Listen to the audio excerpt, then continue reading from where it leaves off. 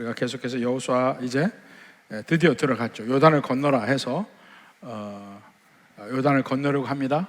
그리고 이스라엘 백성들이 여호수아에게 충성을 맹세합니다. 자, 드디어 이제 여호수아가 요단을 건너기 위해서 해야 되는 일이 두 가지가 있었습니다. 하나는 여리고를 정찰해서 여리고의 사정이 어떤지를 보는 일과 그게 이제 2장의 오늘 본문의 말씀이고, 그 다음에 그들을 성결케 하는 일이 3장에 나옵니다. 이 두 가지가 있은 뒤에 드디어 하나님의 말씀대로 요단을 건너는 일이 드디어 이제 하나님의 구체적인 지시에 따라서 벌어지게 되는데, 먼저 오늘은 그 두 정탐꾼을 보내서 여리고를 정찰하는 바로 그 일이 2장에 있습니다. 여리고는 여호수아 시대에도 나오죠. 그리고 예수님 때도 여리고가 나오죠. 그래서 여리고는 아주 고대로부터 있었던 도시입니다. 그러니까 이 요단강이 흐르면서 옛날에는 그 헐몬산에서부터 그 눈 내린 그 물이 녹아서 샘을 이루고 강을 이루어서 요단강을 이루어서 갈릴리 호수, 그 다음에 사해바다, 그리고 사해바다에서 계속 내려가서 아카바만까지 그 강이 있었습니다. 그런데 점점 기후가 바뀌면서 그 사해바다 이 남쪽으로 비가 오지 않아요. 그래서 그쪽이 점점 물이 말라서 더 이상 가지 않고 물이 마지막은 사해에서 머물게 되었습니다. 그렇지만 그 골짜기는 계속 있어요. 그러니까 이 갈릴리 호수에서부터 사해바다까지 아주 좁고 긴 골짜기가 쭉 내려오는데, 그 마지막 사해바다를 만나는 그 입구 쪽에 여리고라는 도시가 있고, 이 여리고는 중요한 교통의 요충지입니다. 그러니까 그 암몬 사람들이 사는 그 암몬 지방에서 넘어가는 길이기도 하고, 그리고 이제 베들레헴, 예루살렘 쪽으로 넘어가는 중요한 길목이기도 하고, 그리고 위쪽 갈릴리에서부터 아래쪽으로 내려오는 그 요단 강을 따라서 내려오는 길도 거기서 만나요. 그러니까 이게 중요한 도시인데, 그래서 지금도 여리고에 가서 보면 이 도시로 있었던 그 유적지가 몇 군데가 있습니다. 그래서 아주 고대에 있었던 유적지, 신약 시대의 유적지, 뭐 이렇게 해서 몇 군데가 있게 되는데, 지금도 여리고는 상당히 그 규모가 있는 도시예요. 왜냐하면 거기는 바로 요단강이 사해바다까지 가는 길목에 있기 때문에 그 메마른 토지에서 언제나 물이 있는 곳입니다. 그래서 거기를 여리고의 또 다른 이름이 종려도시라고 해요. 팜시티라고 합니다. 그 정도로 물이 있으니까 사람들이 물이 있는 곳에 모여서 사니까 그런 곳인데, 그러니까 그 당시에도 그 여리고는 대단히 중요한 성읍이었고 도시국가니까 여리고에 왕이 있어요. 평지에 있으면서 요새로 건축이 돼서 아주 단단하게 지어졌죠. 근데 그 당시에 그 성들을 보면 그 몇 군데가 이렇게 남아 있습니다. 제가 아주 완벽한 성의 형태로 있는 곳은 제가 가봤던 곳이 이 브엘세바 옆쪽에 그 옛날 브엘세바가 아닐까 생각하는 곳이 텔 브엘세바라는 데가 있어요. 근데 거길 보면 완전히 완벽한 그 원형으로 성이 있어요. 들어가는 문이 이제 겹으로 되어 있습니다. 그러면서 성문에 들어갈 때 양쪽 옆에 그 장로들이 앉는 앉는 자리가 있어요. 항상 그 성문에서 모든 장로들이 모이고 회의도 하고 그 성의 결정도 하고 이렇게 했고, 들어가 보면 성 안에 집들이 있는데 그 집들이 성 안에도 있고 성벽을 따라서 집들이 있습니다. 그래서 성벽 밖으로 창문도 있기도 하고 실제 그 성의 모양이 있습니다. 물론 여리고성은 그 텔브에서보다 훨씬 더 큰 성인데 그런 성이었어요. 근데 이미 그 히브리 백성들이 애굽에서 나와서 가나안 광야 생활하고 지금 결국 가나안 땅으로 쳐들어온다는 소문은 이미 전부터 다 이미 들렸고, 그 다음 목적지가 여리고라는 것도 다 알고 있었습니다. 그래서 그들은 준비를 하고 있죠. 그러니까 여기 정탐꾼 2명이 갈 때 또 조심스럽게 가야만 했습니다. 그러니까 아마 분명히 그들은 그 당시 이 족속에 따라서 옷도 다르니까 그 여리고에는 아모리 족속이 살고 있는데 그 아모리 족속의 옷을 입었을 거야. 말과 행동도 그들처럼 하려고 하고, 또 바로 여리고도 넘어가지를 못합니다. 그 당시에 요단강이 상당히 물이 넘칠 때니까 아마 상류 쪽으로 해서 가지 않았을까 생각을 합니다. 그러니까 옛날에 이 야곱이 건넜던 그런 쪽 베스안 쪽으로 가지 않았을까 생각을 하지만, 여하튼 그건 추정이고, 하여튼 나루를 건너서 이 여리고 쪽으로 다시 남쪽으로 내려가서 여리고에 들어갑니다. 그리고 기생 라합의 집에 들어갔죠. 왜 하필 기생 라합의 집에 들어갔을까요? 모든 성에는 이 우리식으로 얘기하면 여관이 있었습니다. 여관, 주막. 그러니까 그 여관이 술도 팔고, 여관이 나그네가 잠을 자기도 하고, 여관에서 여러 가지 술도 파니까 또 성매매도 이루어지고, 이런 모든 것이 이루어지는 그런 곳인데, 그게 바로 라합의 집이에요. 그러니까 라합의 집을 찾아간 게 아니고 유숙해야 되니까 다른 데 갈 데가 없습니다. 거길 가야 돼. 그러니까 모르는 사람이 왔다 하면 당연히 그쪽으로 가고 그쪽을 먼저 파헤치고 이렇게 되는 것이죠. 그러니까 수많은 여행객들이 모이는 곳인데 이제 그거에 들어갔죠. 기생 라합이라 하지만, 기생이라는 것은 사실 몸을 파는 여자를 그렇게 좋게 얘기하는 것인데, 여하튼 이미 전성이 긴장하고 있을 때에 수상한 사람이 들어왔어요. 그리고 라합도 그들의 정체를 단번에 알아봤어요. 그들이 자기들이 정체를 밝힌 게 아니잖아. 라합에게 나는 누구니까 숨겨달라, 그런 얘기도 한 게 아니에요.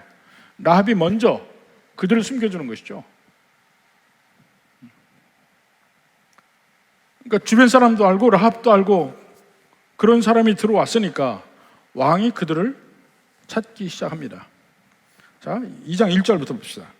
눈의 아들 여호수아가 시딤에서 2사람을 정탐꾼으로 보내며 이르되 가서 그 땅과 여리고를 엿보라.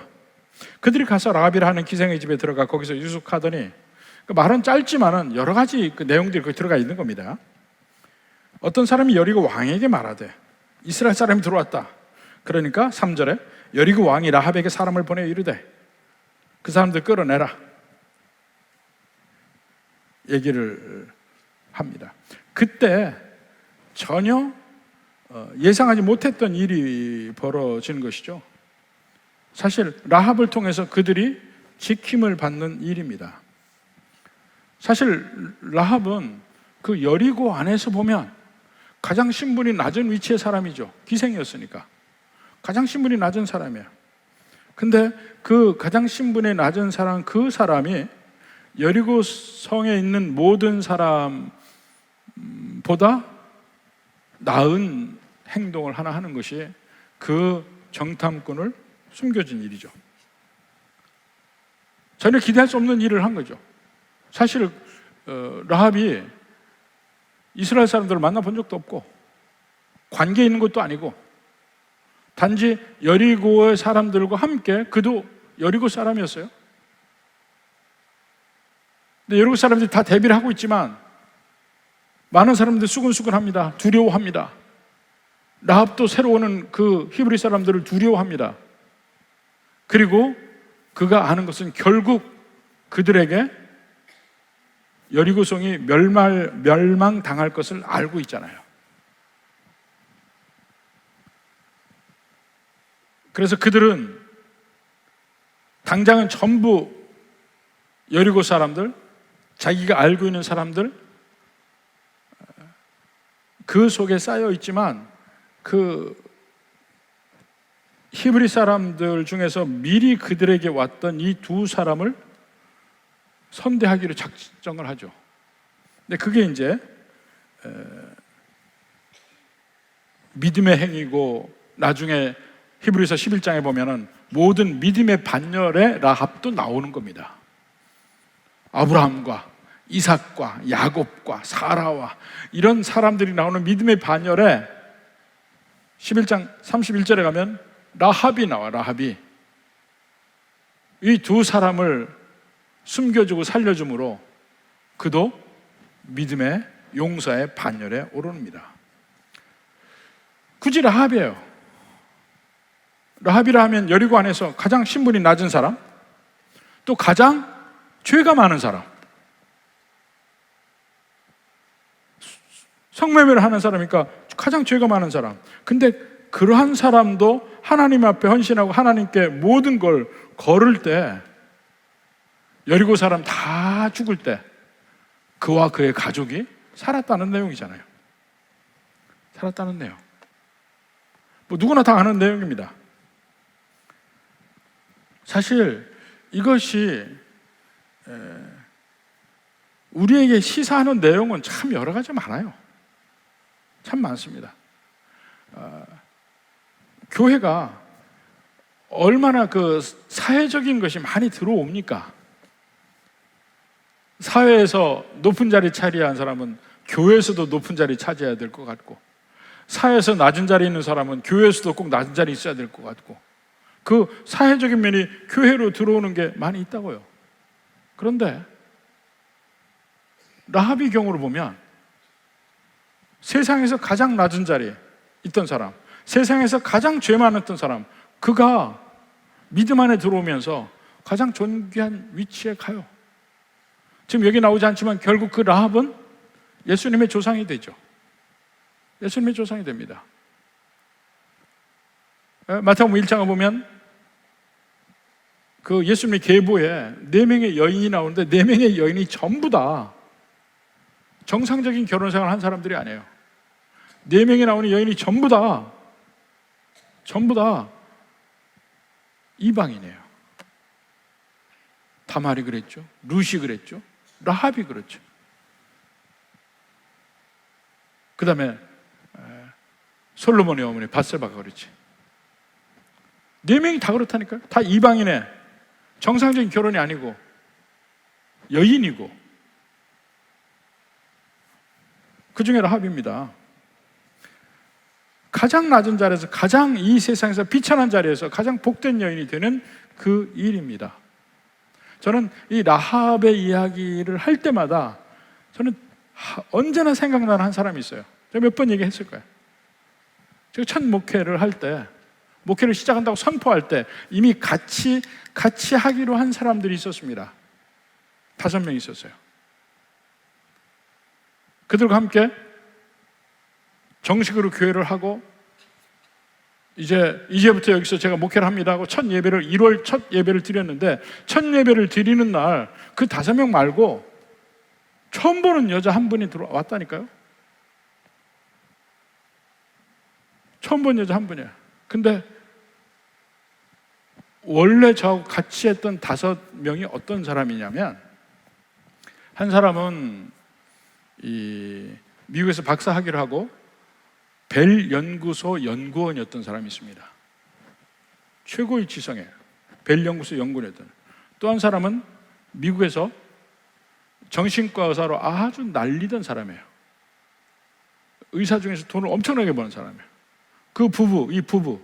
또 한 사람은 한국에서 주재원으로 와서 있다가 함께 한 사람이에요. 근데 이 주재원으로 왔다가 간 사람이, 온 사람이 항상 불편했습니다. 그 불평한 이유가 뭐냐면, 우리 교회는 평균 학력이 대학원 졸이라 나는 대졸을 하고 주재원으로 왔는데 맨날 학력으로 밀린다고 불평을 했어요. 나머지 2 가정은 박사들이거든. 이 사람들이 있었습니다. 그 시작을 했어요. 근데 뜬금없이 한 여자가 왔어요. 40대 후반, 아마 50대인가? 그 정도의 여자분인데, 기존에 있던 5명과는 전혀 어울리지 않는 한 사람이에요. 세상에서 완전히 찌든 얼굴로 왔어요. 어떻게 오셨냐고 하니까 이 근처에 사는데 갑자기 여기에 교회가 생긴다고 해서 와봤대. 근데 그 동네가 한인들이 없는 사회였습니다. 좀 교회로 나가서 떨어져 있는 데였는데 거기 우연히 그런 분이 살았어요. 얘기 듣고 보니까 참 기구한 삶을 살았어요. 어려서 찢어지게 가난한 집이야. 찢어지게 가난한 집이어서 60년대에 그 가난할 때 큰딸인데 자기 가정을 살려야 돼서 그래서 동두천으로 가서 양공주가 된 사람이야. 자기 가족을 살려야 되는 거야. 자기 줄줄이 동생들이 있는데 먹고 살 길이 없는 거예요. 시골에서. 그래서 그들을 먹여 살리다가 거기서 한 남자를 만나서 미군을 만나서 결혼해서 미국에 왔어요. 그 미국에서 살았어. 근데 결국 그 미군하고 이혼하고 다른 미국 남자를 만나서 결혼해서 잘 살아 지금은. 잘 사는데 미국에 오니까 이제는 자기 동생들을 다 미국에 초청하기 시작했어요. 다 초청했어. 그러니까 그 동생들이 와서 적응하고 그 남자 동생들이 며칠 적응하고 이제 잘 살아. 다 평안하게 살아. 근데 그렇게 되니까 자기들을 살린 그 누나를 무시하기 시작하는 거예요. 가정생활에서도 행복하지도 않고 결혼을 했지만은 말이 아직도 완벽하게 되지 못하니까 남편과도 그렇게 좋은 관계도 아니고 아주 외롭고 힘든 상태였어요. 그리고 자기가 좋아서 그 동두천에 간 것도 아니고 정말 가족도 살리려고 자기 하나 희생해서 했는데 희생했던 그 동생들이 지금은 자기를 무시하는 거야. 미국까지 불러서 살게 해줬는데 다 완전히 마음이 찢긴 상태로 교회를 처음 나오고 그때 제가 처음 여기서 제가 목회를 합니다 선포하고 시작을 한 때야. 그리고 나서요 처음에 같이 했던 그 박사들 5명은 한 명도 전도를 해본 적이 없습니다. 이 한 명을 통해서 꼬리에 꼬리를 물고 전도가 되기 시작하는데 처음에는 그 근처에 자기와 같은 처지의 사람을 다 데리고 오는 거예요. 그러니까 그 사람들이 전부 60년대에 가장 어려울 때 그 중에 제일 많이 나이 많은 사람은 이 50년대에 미군을 만나 결혼해서 평생 미국에 살아가지고 한국말 잘 몰라요. 호적이란 말도 몰라. 처음에 얘기하는데 자꾸 민족이라고 그래요. 민족. 옛날에는 민족이라고 했대요. 민족이라고 그래. 그럴 정도로 옛날 분도 있었어요. 근데 그러니까 줄줄이 5명, 6명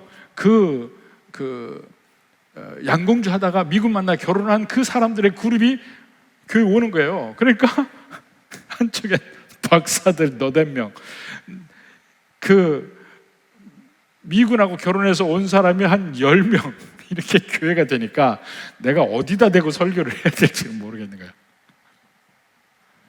근데 그 이후로 그 사람들이 자기 가족들, 자기 아는 사람 이런 식으로 오는데 그 다음에 정상적인 한국인 가정들이 오기 시작해요. 그래서 그 사람들이 막 커지면서 부흥하기 시작하는데 그래서 부흥을 했습니다. 근데 출발점이 그 처음에 온 그 여자 한 분 때문에 다 부흥이 된 거야.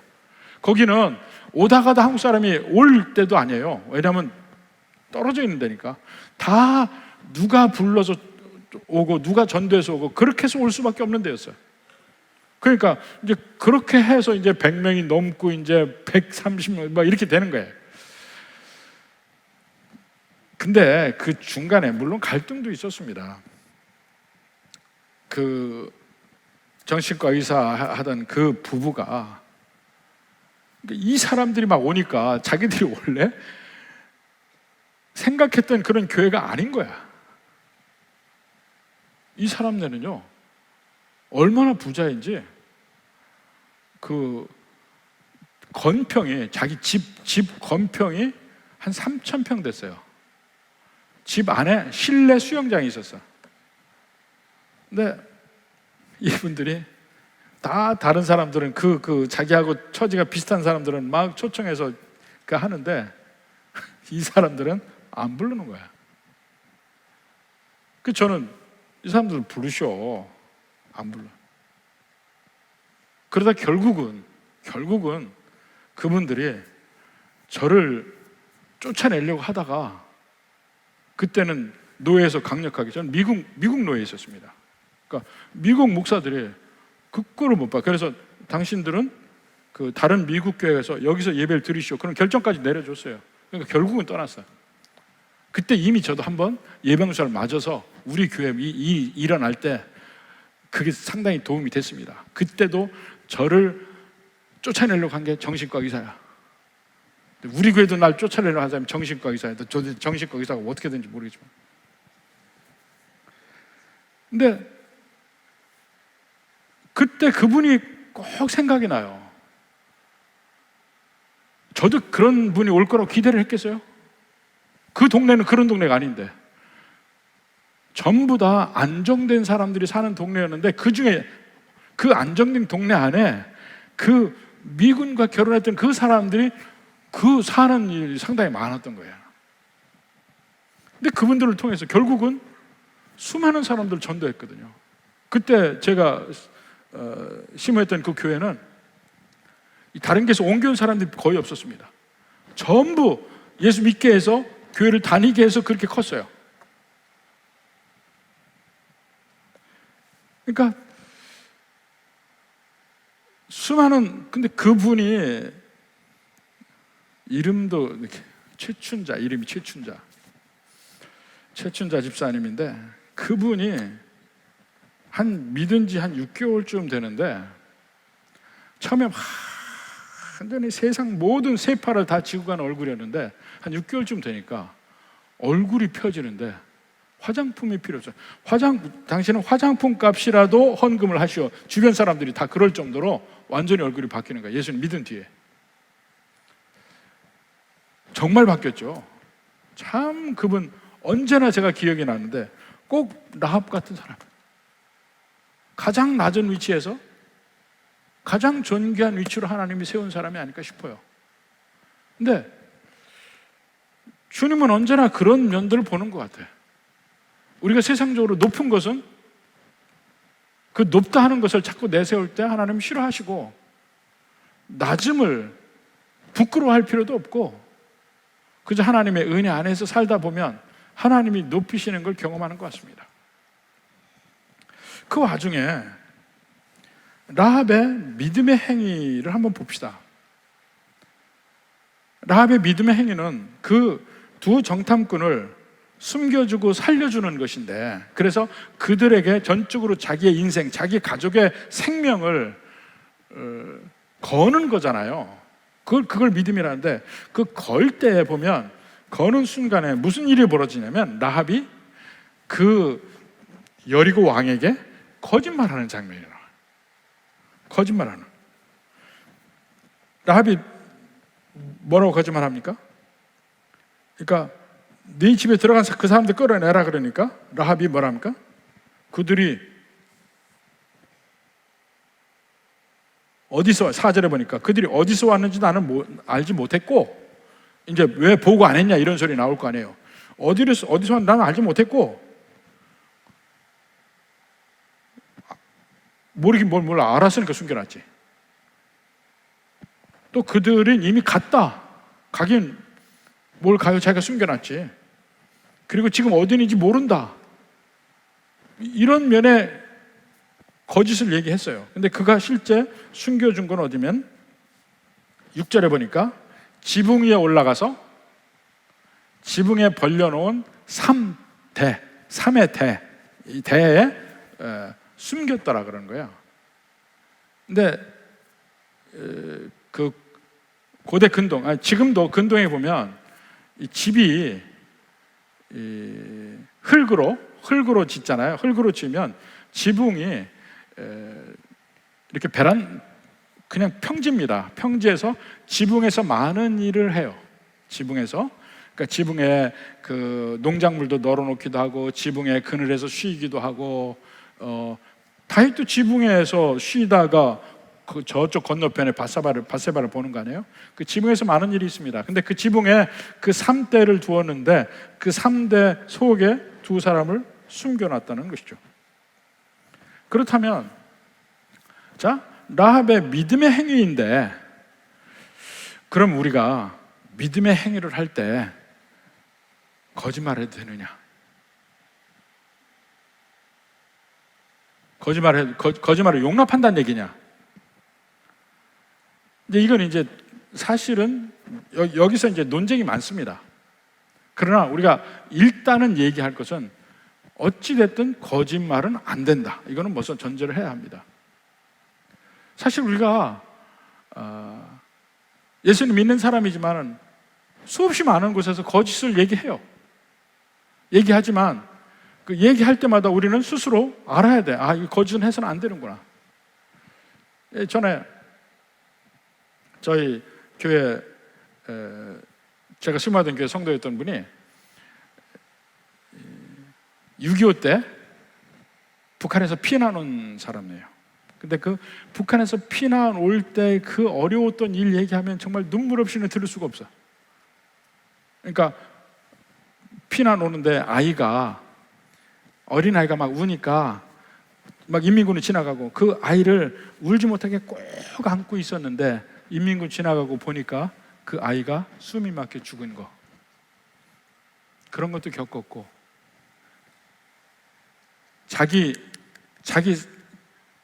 사촌이, 자기는 어렸는데 자기 사촌이 인민군에 끌려가서 겁살당하고 죽임당하는 거 그거 다 봤고, 그렇게 살아서 가족이 피난을 내려왔어요. 그러니까 이쪽에 사는 분들은 잘 몰라. 이쪽은 피난 가는 일이 그렇게 많지 않았어요. 나중에 뭐 지리산 공비가 있고 그때 문제가 됐지만 기본적으로 북한에서 내려오고 또 이 서울 경기 지방에서도 남으로 피난 오고 이건 모르잖아요. 근데 이제 그 가정이 내려와서 살 길이 없잖아요. 예수 믿는 가정이야. 북한에서 온 사람들이 상당히 많은 사람들이 예수 믿는 가정이 있어요. 근데 살 길이 없으니까 대전에서 그 도매시장에서 옷감 장사를 했어요. 옷감 장사. 근데 50년대 60년대 우리나라 옷감은요, 물에 대면 무조건 이 색이 다 바래고 빠져요. 그리고 다른 데 다 퍼지고 난리, 아주 조악한 옷감인데 그거 팔아야 되잖아. 팔 때마다 항상 사는 사람들이 물어본다는 거예요. 이거 물 빠져요? 물 빠져요? 물어본다는 거예요. 안 빠집니다. 안 빠집니다. 근데 예수 믿는 사람이야. 다 그렇게 해서 팔고 오주요. 생계 때문에 파는데 안 빠진다고 파는데 예수님 믿고 거짓말을 하니까 항상 마음이 아파서 계속 장사하면서 오주요 그랬다 그러더라고. 근데 사는 사람이 몰랐을까요? 그 당시에 물 안 빠지는 옷이 하나도 없었대. 근데 그때 당신 왜 거짓말해요? 하기가 참 난감하죠.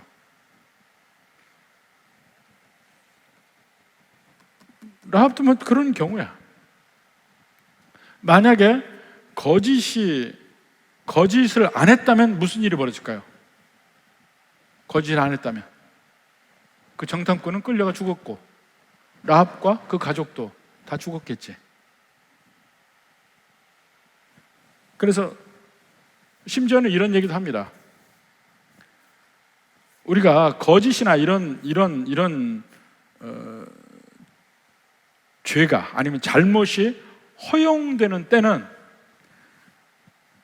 이것을 안 할 때 더 나쁜 결과가 초래될 때, 그때 할 수 있다. 뭐 이렇게도 얘기를 합니다만, 그건 잘못하면 자꾸 합리화의 과정을 거치니까 일단 우선적으로 거짓은 하면 안 된다. 이건 먼저 원칙으로 정해놓고 살아야 합니다. 라합이 그 거짓을 한 것이 문제가 되긴 했지만 적어도 그가 정탐꾼을 숨겨서 살려주고 보낸 그 행위 자체는 믿음의 행위라고 칭찬하고 있어요. 성경에서 히브리서 11장 31절 봐요. 라합의 믿음의 행위라고 칭찬하고 있다고.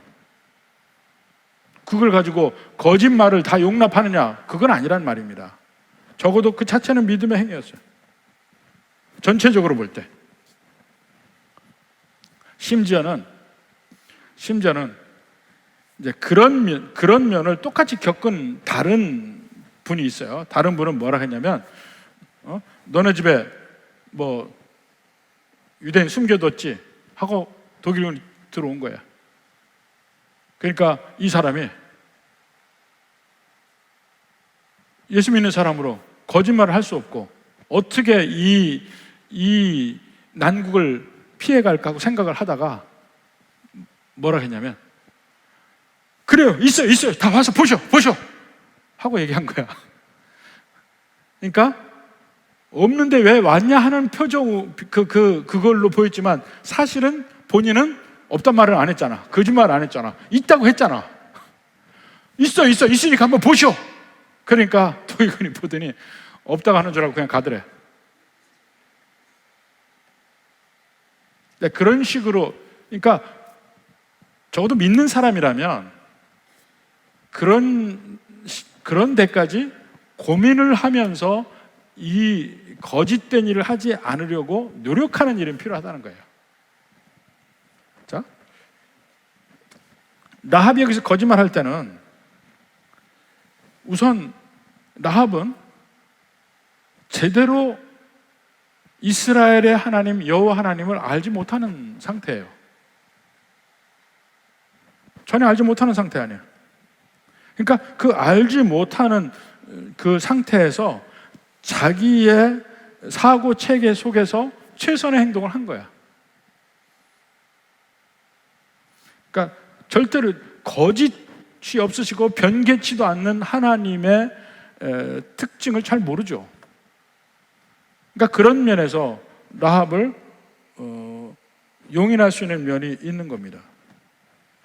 사실 저도 제일 먼저 예수님을 믿기로 결단을 했을 때 괜히 주워들은 걸로 처음 결단하고 그럼 믿기로 하자고 할 때 3일 금식을 했습니다. 처음 믿을 때 3일 금식을 했어요. 그래서 3일 금식을 하는데 제 친구가 멀리서 왔습니다. 제가 그 유학 가서 뉴욕주에 있는데 그 인디애나 쪽에 유학 갔던 친구가 연말 연시가 돼서 방학이 돼가지고 버스를 타고 며칠 걸려서 저희 집에 왔는데 같이 셋이서 밥을 먹는데 제가 금식한다고 밥을 안 먹었어요. 그 친구 얼마나 불편했겠어요.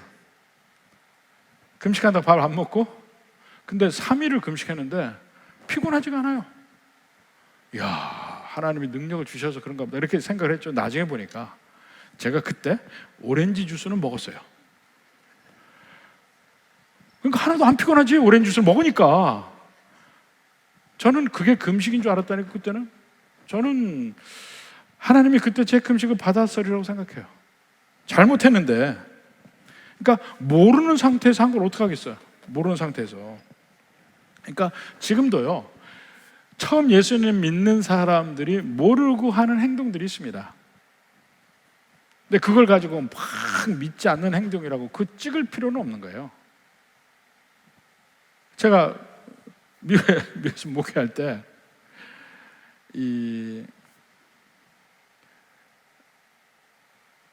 한국에서 교수를 하고 미국에 그 연구원으로 와 있던 그 가정을 전도를 했어요. 그래서 전도해서 우리 교회를 나오고 이제 은혜 받고 하는데 처음 이제 감사하다고 저희 집에 한번 찾아왔어요. 찾아왔는데 그분 미국에 오래 살았어요. 근데 찾아올 때 정장을 하고 나비 넥타이를 메고 선물을 하나 가져왔는데 아주 비싼 와인을 가져왔어요. 비싼 와인을 가지고 선물을 왔어, 목사 집에. 근데 사실 미국의 정서는요, 어느 집에 초대를 받아 가면 최고로 그 집에 갈 때 그 집을 존중하는 태도가 아주 비싼 와인을 사가지고 가는 겁니다. 그러니까 이분이 똑같이 했어요. 근데 저는 난감하죠. 난감해. 그런 일도 있었습니다. 그렇지만 그분으로서는 최대한 저에게 예를 베푸는 거야. 아직 믿은 지 얼마 안 되지만. 이 어메이징 그레이스 이 찬양을 만든 존 뉴튼이 노예선 선장이었어요. 네? 나 같은 죄인 살리신 그 노예선 선장이었습니다. 근데 예수님 믿은 뒤에도 1년 이상 노예선 선장 일을 했어요. 그러니까 믿으면서 죄적인 부분이 같이 섞여 있는 거야. 어느 분은 샌디에이고에서 아주 유명한 기독교 단체를 운영을 하고 있었는데 그분은 처음에 막 믿을 때 사람하고 사귈 때 수리 없이는 사람을 사귀는 법을 모르던 사람이에요. 그래서 제가 예수님 믿고 자기 보스에게 전도하러 가는데 독한 술을 6잔 마시고 가서 전도했대요. 그러니까 이런 일들이 얼마든지 우리 주변에 있습니다. 처음 믿는 사람뿐만이 아니고, 처음 믿는 사람은 몰라서 그렇다고 하지만 기존에 오랫동안 예수님 믿는 사람들의 모든 행위도 100% 믿음에서 나오는 행위가 거의 없습니다. 믿음의 행위에다가 인간적인 면이 묻어 있어요. 예를 들어 생각해 봅시다. 헌금을 많이 해. 많이 할 때는 정말 하나님께 감사함으로 내가 헌금을 한다는 면도 있지만, 또 다른 면은 나 이런 사람이야 하고 말하고 싶은 면도 있다니까. 그게 묻어 있어요. 전적으로 그래서 그걸 없애기 위해서 많은 노력을 하지만 오히려 헌금을 못하는 사람보다 헌금을 하는 사람이 잘못하면 시험 들 확률이 더 많은 거야. 내가 이렇게 하는데 이게 묻어 있다니까요. 그렇지만 하나님께 헌금하는 거는 전혀 그게 아니잖아요. 내가 얼마나 해도 아무 관계 없잖아요. 하나님이 내게 주신 능력 안에서 하는 거니까. 그렇지만 그게 있어요. 열심히 교회에서 일을 할 때도 마찬가지입니다. 인간적인 부분, 인정받으려고 하는 부분, 뭐 여러 가지 같이 섞여 있는데, 그때 우리가 어떻게 할 것이냐. 내게 있는 인간적인 부분은 잘 몰라요. 옆에서 보면 알아. 그때 여러분 어떻게 할 거예요? 그 인간적인 부분 묻어있는 거는 그냥 애교로 봐줘요. 애교로 봐줘. 좋게 믿음을 하는 그 부분만을 봐주고, 그 부분만을 인정해주고, 그 부분을 집중적으로 칭찬해주고, 그렇게 하자는 거예요. 그래야 예수 믿는 사람들의 사회가 비로소 따뜻해져요. 꼭 그것만, 아주 다니면서 그것만 핀셋으로 꼬집어내는 사람이 있어요. 근데 그 사람의 인생은 전혀 믿음의 복이 없는 거야. 사람 사이에 관계도 없어요. 어차피 우리는 섞여 있다니까. 근데 그 중에서 믿음의 경우만 보려고 우리가 서로 노력해 주자 이거예요. 그러면 더 그렇게 되기도 하고, 서로서의 관계에서도 정말 그 공동체 안에서의 따뜻함이 거기서 우러나는 겁니다. 그래서 자꾸 그래도 그 안에 인간적임이 있어. 자꾸 그거 끄집어내지 말라는 거예요. 믿음으로 봐주자고. 그냥 감사하고 인정해주고 높여주고 서로 이렇게 하자는 겁니다. 아니 애들 보세요. 애들 지가 좀 잘해놓고 의시되는 거 보이잖아. 그거 보고 여러분 어떻게 생각해? 귀엽네 그렇게 생각하잖아요. 우리 죄인도 똑같다니까. 그러니까 그렇게 봐주자 이겁니다. 그렇게 봐주자. 라합도 거짓말을 했지만은 전체적으로 보면 자기 목숨을 건 믿음의 행위예요. 사실은 목숨을 걸었어요. 자, 그리고 이제 라합이 마침 그 성벽에 붙어 사는 집인데, 우리나라에서는 참 보일 수가 없어요. 근데 거기 가서 나중에 볼 수 있으면 꼭 한번 보여드리고 싶습니다. 붙어 살기 때문에 그 성벽 밖으로 창문이 나 있어요. 이 바울도 다메섹에서 이 광주리로 이 성 밖으로 낼 때도 그 성에 붙어 있는 집의 창문에서 내는 거거든요. 그러니까 그게 구조가 그렇게 돼 있어요. 성의 구조 그때는. 근데 그쪽에서 그들을 두 사람을 내려 보내면서 그 내려 보낸 줄이 붉은 줄이야. 붉은 줄로 내려 보낼 때 서로 약조를 하죠. 우리가 여리고를 쳐 들어올 때 너희 집에 붉은 줄 창문에 걸어 놓고 집 안에 너희 가족들 다 불러 모으고 있으면 살리라. 약조를 하죠. 그러니까 붉은 줄이라 하니까 야 붓다 예수 그리스도의 피다 이렇게 얘기하지만 뭐 거기까지 그럴 수 있어요. 근데 이건 마치 꼭 무슨 그 첫 유월절을 연상시키는 일이에요. 첫 유월절. 그 죽음의 사자가 전 애굽에 덮칠 때에 문설주와 문지방에 있는 양의 피를 보고 넘어가잖아. 그러니까 그 붉은 줄을 보고 그 집은 사는 거잖아요. 이제 그런 면으로 볼 수 있습니다만, 그 붉은 줄이야 막 얘기하는데 저는 이렇게 생각합니다. 아마 줄들을 많이 써도 그 라합의 집의 붉은 줄은 좀 다른 데는 없이 독특하니까 그 집만 사는 거 아닌가 싶어요. 이 아라비안 나이트 여러분 보셨습니까? 저는 봤다는 게 영화를 보는 게 아니고 읽어봤냐고.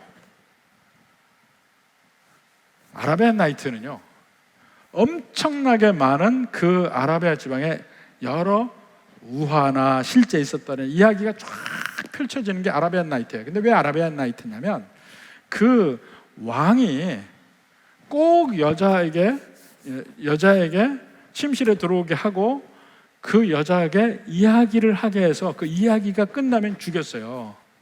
죽였는데 그 세라지아드라는 여자가 이제 택함을 받아 들어갔는데 그 여자가 그 왕에게 끝도 없이 이야기를 하는 그 내용이 아라비안 나이트예요. 그러니까 꼭 그 이야기만 기억하지 그 왜 아라비안 나이트가 있는지 모르잖아요, 여러분들.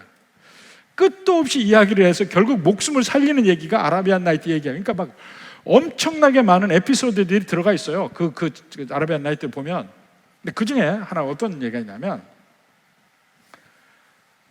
도둑이 한 도시에서 한 집을 털으려고 딱 지목을 했어요. 저 집이 이제 제일 털고 저 집 사람 이제 다 죽이고 다 이제 재물을 뺏겠다 해서 도둑이 그 집에다가 문에다가 표시를 해놨어요. 근데 그 집 주인이 보니까 다른 데 다 없는데 자기 집에만 표시가 되어 있거든. 아무래도 좀 불길한 거야. 그래서 온 집에다가 다 표시를 다 해놔봤어요. 그러니까 밤에 도둑이 왔는데 온 집에 다 표시가 되어 있으니까 어디를 들어가? 한 집을 표시해서 그 집을 가려고 왔는데 집집마다 전부 표시가 되어 있는 거야. 그래서 결국은 못 가고 마른 그런 얘기가 아라비안 나이트 중에 있습니다. 맨 열려라 참깨만 있는 게 아니에요. 그러니까 여리고성에서도 여러 집에 붉은 줄이 걸려 있었으면 그거 참 골치 아픈 얘기였습니까? 오로지 라합의 집에만 붉은 줄이 걸려 있는 거예요. 그러니까 그만큼 독특한 면이 있다는 거야, 일반적으로 봤을 때. 그래서 그 오직 라합의 집에만 걸려 있을 수 있는 색깔의 줄이 아닐까라고 생각합니다. 붉은 줄이니까. 그러나 하여튼 그 줄이 표시가 돼서 그 온 집안이 구원을 받는데, 이 두 사람의 정탐꾼을 살려주고 이렇게 마지막 여리고성이 멸망할 때 사는 그 과정을 보면 라합의 믿음이란 이 목숨을 건 겁니다. 자기와 자기 가족의 목숨을 건 거예요. 왜냐하면 그런 면들이 미리 걸리면 거기서 여리고 사람들에게 살아날 수가 없죠. 배신자라고 찍히고. 근데 그걸 불사하고 거기에 자기의 온 목숨을 걸은 이유가 뭡니까? 결국 여리고성은 멸망할 것이고, 그 멸망의 이유가 그 이스라엘의 하나님 때문에 멸망한다는 거야. 그걸 알고 거기에 목숨을 걸고 살려고 하잖아요. 자, 여기 보면 가장 중요한 게 사실은 붉은 줄도 있지만 가장 중요한 게 라합의 믿음의 고백입니다. 10절에 보세요. 10절, 11절. 이는 너희가 애굽에서 나올 때에 여호와께서 너희 앞에서 홍해물을 마르게 하신 일, 또 너희가 요단 저쪽에는 아모리 사람의 두 왕 시혼과 옥에게 행한 일을, 그걸 전멸시킨 일 들었어요. 그러니까 두 가지 얘기예요. 홍해바다를 건넌 일, 시혼과 옥을 전멸시킨 일, 그 두 가지를 들었다는 거야. 그러면서 11절에 우리가 듣자 곧 마음이 녹았고 너희로 말미암아 사람이 정신을 잃었나니 너희 하나님 여호와는 위로는 하늘에서 하나님, 홍해바다를 갈랐잖아요. 그러니까 하늘의 하나님, 그 다음에 아래로는 땅에서도 하나님, 시온과 옥을 멸망시킨 하나님, 하늘의 하나님, 땅의 하나님. 그 하나님에 대해서 내용은 자세히 모르지만, 어떤 분이 구체적으로 모르지만 라합이 들은 소식, 홍해를 가른 하늘의 하나님, 시온과 옥을 전멸시킨 이 땅의 하나님, 그게 당신들의 하나님인 걸 우리가 안다. 근데 거기 여리고 사람 다 알아요. 다 마음이 녹았어. 근데 그 중에 행동한 사람은 누구냐고요? 라합밖에 없는 거야. 라합밖에 없는 거야. 라합은 그 안 거기에다가 자기의 인생을 걸잖아요. 그게 정탐꾼을 숨긴 행위예요.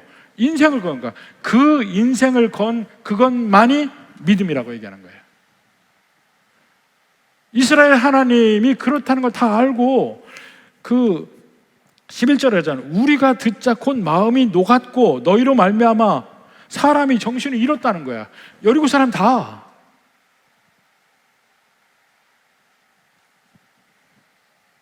내가 하나님이 한 분이신 줄 아느냐? 야고보서요. 잘하는도다 귀신도 그것을 알고 떠느니라 그랬어요. 하나님 한 분이 귀신도 알고 떠라. 근데 믿음은 어떻게 하냐? 믿음은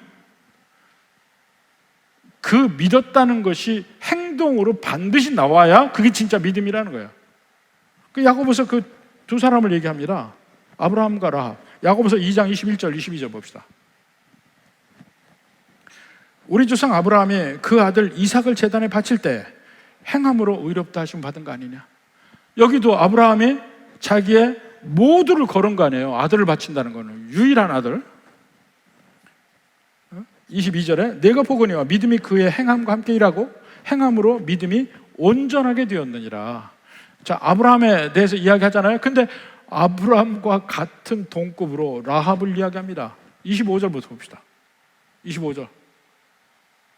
또 이와 같이 기생 라합이 사자들을 접대하여, 이 사자는 이 정탐꾼들 얘기하는 거죠. 동물 사자가 아니죠. 정탐꾼들, 사자들을 접대하여 다른 길로 나가게 할 때에 행함으로 의롭다 하심을 받은 것이 아니냐. 그들을 숨기고 다른 길로 가서 그들을 살려주는 일이 행함이라는 거예요. 이것도 마치 아브라함이 이삭 안에서 자기의 모두를 걸은 것처럼 라합도 그 사자들, 그 정탐꾼들에게 자기의 모든 걸 걸은 거잖아요. 그걸 믿음의 행위라고 한다니까. 그래서 믿음은요, 제가 쓰는 말들 할까요? 믿음은요, 인건비가 듭니다. 진짜 믿음은요, 비용이 따른다니까요. 진짜 믿음은 여러분의 인생 중에 중요한 뭔가를 걸어야 돼요.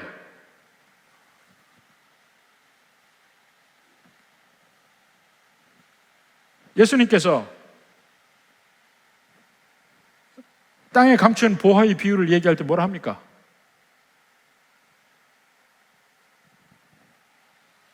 땅을 파다가 보물을 발견하고 돌아가서 자기 모든 것을 팔아 그 땅을 사서 이 보물을 차지했다 하잖아요. 천국이 그와 같다고 그랬어요. 믿음은 내 모든 걸 걸고 취하는 것이, 천국을 취하는 것이 믿음이라는 거예요. 그 장사의 비유도 그 다음에 바로 나오잖아요. 보물을 찾아 막 헤매다가 발견하고 자기 모든 걸 팔아서 그 보물을 샀다고. 그게 천국이라잖아요. 그게 믿음이라고요. 라합도 자기 모든 인생을 걸은 거야. 이 첩자들에게. 그걸 믿음의 행위라고 하는 거예요. 여러분은 믿음을 가질 때 뭘 걸었습니까? 지난번에 어느 정치하는 데서 그런 얘기 하대요. 나는 직을 걸었습니다. 당신은 뭘 걸겠습니까? 이렇게 얘기하대요. 예수님은 예수님의 생명을 걸었어요. 여러분은 예수님에게 뭘 겁니까? 믿음으로. 그래서 행동을 보면 그 사람의 믿음이 어느 정도인지를 익히 미루어 짐작해 알 수 있어요. 여러분 하나님 앞에 뭘 걸고 삽니까?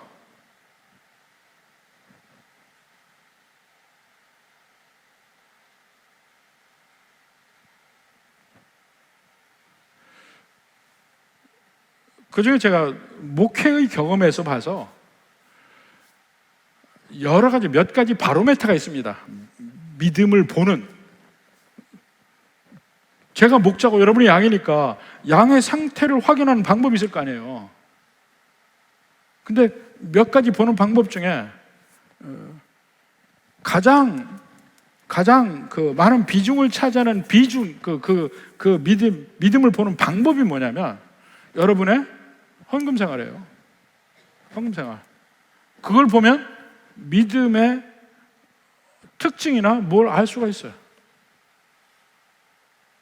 내가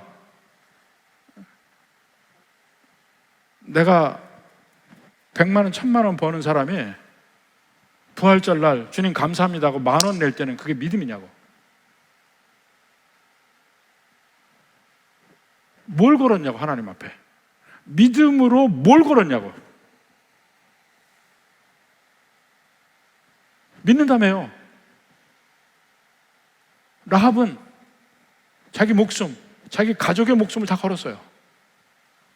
그걸 믿음이라고 그래요. 아브라함은 자기 아들을 주면서까지 자기 모든 걸 다 걸었어요. 그걸 믿음이라고 그래요. 너희가 하나님이 한 분인 줄 아시느냐? 잘하는도다. 귀신도 알고 떠느니라. 야고보서 보세요. 귀신도 알고 떤대. 그냥 떠는 거로 되는 거 아니고, 안다고 되는 게 아니고, 여리고 사람들 다 알아. 그들이 쳐들어와서 우리 멸망할 가능성이 있는데 다 안다니까. 마음이 녹아 있어요. 행동한 건 라합 하나라니까. 그리고 그것을 믿음이라고 그래요. 다 아는 얘기잖아. 돌이켜서 생각해 보세요. 부디 하나님에게 모든 걸 걸 수 있는 우리 모두가 되기를 주님의 이름으로 축원합니다.